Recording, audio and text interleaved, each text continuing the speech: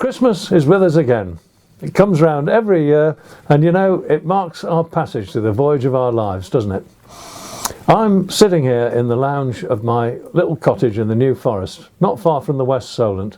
The wind's howling outside, and it's not a nice day at all, but I've got my fire burning and I've got my glass of sherry, and I'm thinking about Christmases past, really. I'm thinking about three particular ones that stick in my mind, and they're very, very different.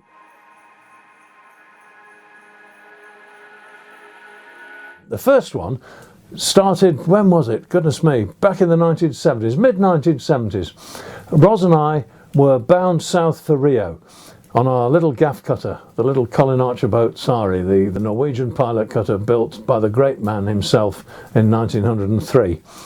And we'd had a rough passage. It was winter time in the northern hemisphere, and we'd had a hammering from the northeast trades, which we were taking on the beam as we went down towards Cabo San Roque on the corner of South America. And for a while it looked as if we were going to struggle to weather Cape San Roque, because the easterlies were driving us down, the equatorial current was carrying us down towards the Caribbean, and we were close hauled, taking a beating. And as we went round the Cape, we were expecting to hit doldrums as we passed between the northeast and the southeast trades, and really the wind never stopped. It kept on blowing, but we had some very strange weather. The great squalls came down on us, and there were odd patches of calm, but mostly it kept on blowing, and the wind veered slowly round towards the southeast. It got worse and worse as we were being pushed in onto the South American coast, but we pressed on, and then one morning, as we were just rounding the Cape, we could almost see it. It was, in fact, we could see the lights of Recife, the loom of Recife in the clouds.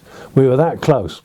And the wind began to come round, and it came round into the northeast as we got onto the western leg of the South Atlantic High. And it carried us down, and as the wind came round further and further, it came right round onto the quarter, and then we had the most glorious sail down to Salvador, and we were rushing on because we really wanted to get in for Christmas. And in the end, I remember on Christmas Eve we were just hammering down there, going like a train, big blue seas, transparent, coming up behind us, lifting the boat, and she was surging on towards her destination.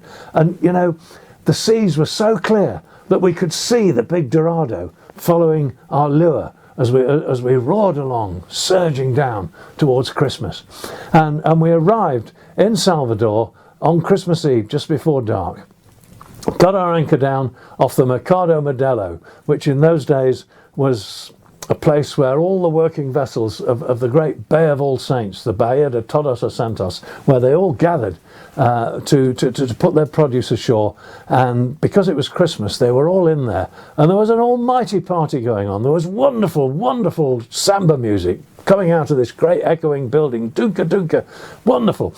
And there were two other yachts in there. There was a British yacht which was crewed by a milkman from Birmingham and his very talented and beautiful wife, and that was a West Solent 1 design, a most unlikely vessel to be cruising the seas, but there she was.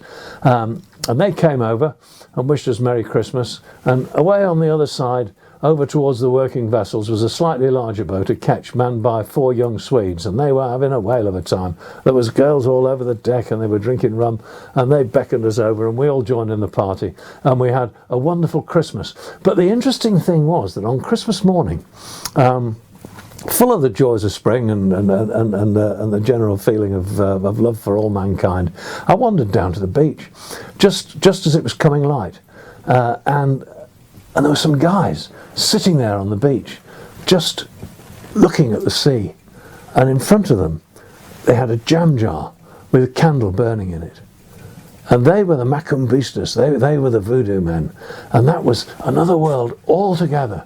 Quite how they fitted into the Christmas scene I never found out, but it was a powerful thing to see these men just sitting there very quietly looking out to sea for who knows what, with their candles burning. Yeah, so that was one Christmas.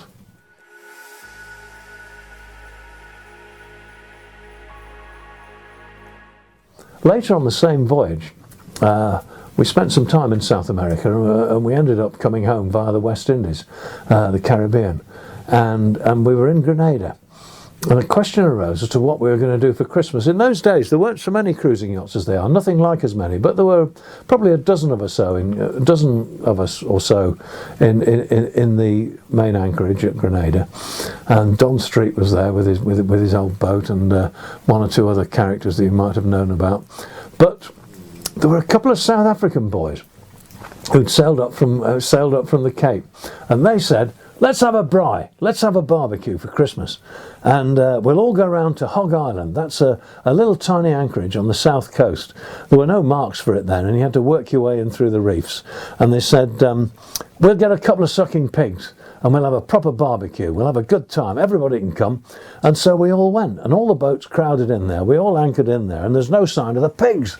So well, the South African lads were on the beach, and there was a place where you could walk ashore to the mainland, and we were all hanging around there for some reason, and suddenly over the hill came this guy, and he's got two pigs on a lead. The pigs arrived on the hoof.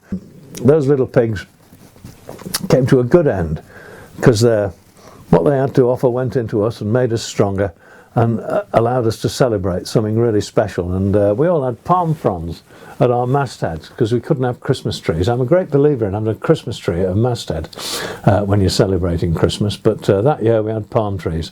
But we had a grand time on the beach with the boys, and we sang songs, we sang carols.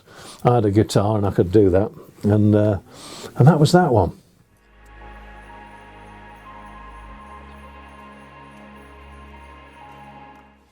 Ros always makes a Christmas card to send around to our friends and shipmates, and this one, which I'll put up on the screen now so you can have a look at it. This was a bit of a special one. What you're looking at is the saloon on Western Man, the boat which we had in the 90s. And we built her, or had her built for us, and she had the most beautiful saloon. And we'd often spend Christmas on board in Bewley, at the marina at Bewley. We'd bring her in.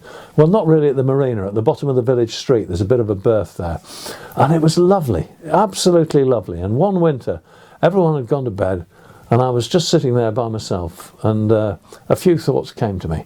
And the bogey stove was burning, the lamps were turned down, and I was just thinking about Christmas and what it really means, actually. And this is what I thought. I'm going to have to put my glasses on, so I will. I wrote these words that night and put them on the Christmas card. Midnight, the bottom of the tide, all hands turned in, and not a breath of wind.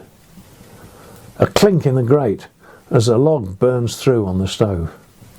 A whisper from a slow-burning lamp. A crack from a frozen stern line stretched by the young flood. The river waits, spellbound in starlight, for high water, for Christmas morning, and God with us. Cheers.